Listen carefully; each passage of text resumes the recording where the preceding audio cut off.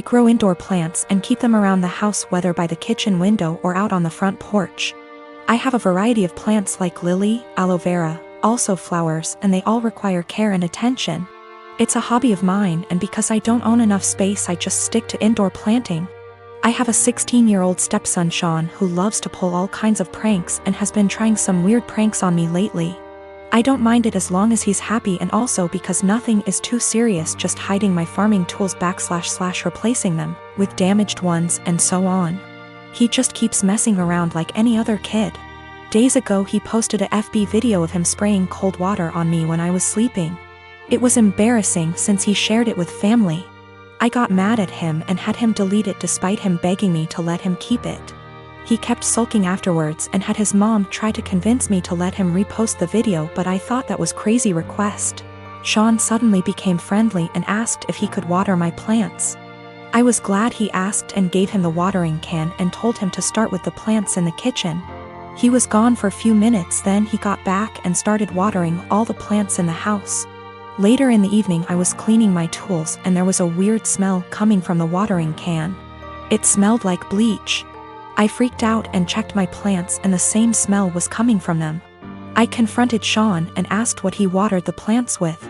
He acted dumb and said nothing, but I found a bottle of bleach in his room, which made me lose my temper. He admitted watering my plants with bleach to get back at me for making him remove the video. I was mortified. I immediately canceled the weekend trip to the national park that he was looking forward to. He started crying, saying it was too much and he made a mistake in moment of clouded judgment. I refused to discuss it. My wife feels bad. Sean hasn't been eating well since I canceled the trip, but he damaged my plants and caused me hurt and pain. She thinks an apology was enough. He is a kid and made a mistake. She wanted me to let it go, but I said canceling the trip is his official punishment. I got called unreasonable and stubborn for this, and that I don't respect her as a parent too. Sean has this mentally that if he admits doing something wrong then he'll be forgiven. This isn't how it should be, but his mother thinks admitting to it and apologizing should be the end of it. Me and my daughter, Anya, are from India. Our native language is Hindi. She's 11 years old now. Her father died when she was 5 and I immigrated to States because everyone was trying to get me remarried to a 60-year-old sleazebag. Because, oh no, however will a woman live or raise a child alone? I started dating my now husband when Anya was 6. He had a 5-year-old son, Ben, 50% custody. Me, Anya, Ben, husband and Ben's mom get along really well. The kids were very well adjusted and they were genuinely happy when we got married. Whenever tensions arose, we dealt with them patiently. Let's just say after walking through the minefield of Indian family / drama, diffusing these toy bombs were very easy. Anya has a habit of talking in Hindi when she gets really excited. Sometimes, while talking to me, she starts talking in Hindi without even realizing it. This wasn't a problem. If she does that while others are around, I would remind her and she would revert back to English. Few months ago, Ben's mom passed away and he came to live with us full time. He has a room already and we put Ben into therapy immediately.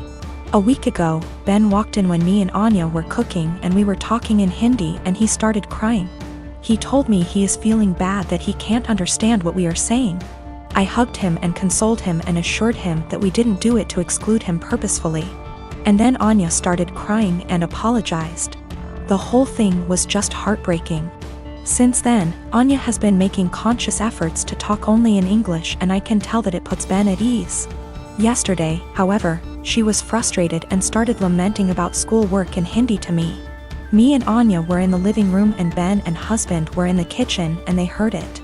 Later that night, my husband told me how he thinks we must start thinking about giving punishments whenever she speaks in Hindi unconsciously until Ben starts feeling better. I was horrified at this suggestion. I have never pulled the "she is my daughter, not yours" card. But this is the hill I am willing to die on and use that card if necessary. Whether he likes it or not, it's her first language. Expecting her to always converse in her second language, even when she is feeling some extreme emotions, is just cruel. Especially after she is genuinely making an effort to make Ben feel more comfortable. It's almost like punishing for her heritage or for her being Indian. Of course, this is a huge point of conflict between me and my husband. I think it's unfair to do this to Anya, even temporarily. He thinks me and Anya are unnecessarily making feel Ben bad while he is mourning his mother, while we can try and prevent it. Both of us are conflicted here. I have a cousin, Kat, who got married to Henry early this year. We weren't close as kids. She was pretty spoiled and would always brag about how much designer stuff she has. Be really mean to people under the guise of just trying to help, etc. Don't go out of our way to interact with one another, but I do see her at family events and whatnot, and we make small talk. I'm engaged to Chris, who is a software engineer. He's co-head of his department at work with 2 other people, not too long ago. Chris was telling me about how they had some new employees and one of them sounded really familiar. He told me the name and I realized it was Kat's husband. Also, he and Henry hadn't met face to face yet. Kat and Henry had a huge wedding. It was really nice, but all she did for months is brag about how amazing her wedding was. The wedding stuff's died down now, so recently she started going on about how wealthy her husband is and what a great lifestyle they have. One of my other aunts celebrated her 50th about a week ago. I went with Chris and Kat was there with Henry. We were chatting and Kat was saying how Henry has a fantastic new job that pays even more than his previous one. Henry chimed in and said that they were already planning to buy a new house. Kat asked what Chris does. I said he was an engineer like Henry and he has a good job too, but I'll admit I left out where he works on purpose. She smiled and nodded, then said it's fine. She understands that I'm embarrassed and want to keep it quiet. So that was pretty much the end of our conversation then. When we were leaving, she pulled me aside and told me to let her and Henry know if we needed help with the wedding. Obviously I knew what she meant and it was just another dig, but I said, "Bye," and left. Literally 2 days later, I get a DM from Kat and she's furious, well, as much as one can be through text. That I didn't tell them that Chris was one of Henry's bosses. Henry was shocked to see him in the office and Chris made a comment, "Tell Kat OP and me don't need help but thanks for offering." Henry's really embarrassed and so's Kat, and she said that we made them look bad on purpose and if she knew, she'd have never made those comments. It was my duty to tell her and Henry. Chris and I had a really good laugh over this, but she sent a text out to the family group chat we have saying how she was blindsided by me. A few others said that what we did was petty and wrong. I got my son a 7K motorcycle for his 18th birthday this past June. My son is obsessed with automobile and loves motorcycles. In his room he has plenty of models and posters of motorcycles of all types. His bio dad passed away when he was just 12, now I'm married to my current husband and he has kids of his own. My husband has always been against my son's interest in motorcycles.